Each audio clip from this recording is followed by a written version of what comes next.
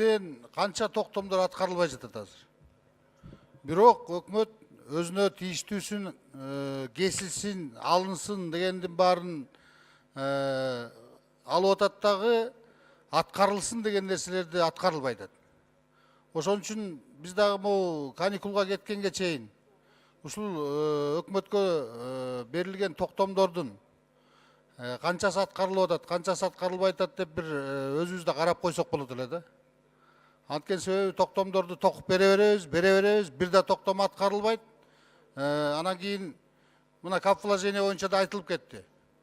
Кап вложение боюнча эмне себеп бар мына? Бюджетте акча турат. Бир айдын ичинде келиш керек. Бирок ал 5 айга созулуп атат. Бул боюнча бир чоң чатак болгон илгери. Ошондон кийин өкмөткө берилген.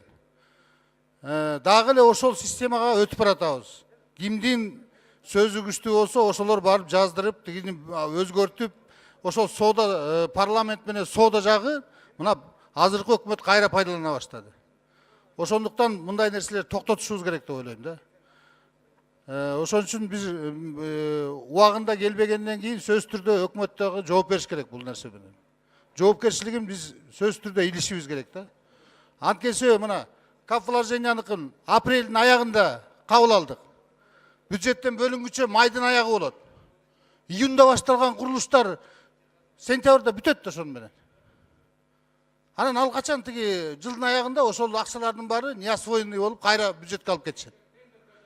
Бул нерселер болбойт да мындай. Ошон үчүн биз бюджет кабыл алынгандан бир айдан кийин келсин деп кап вложенияны ошо кирген да.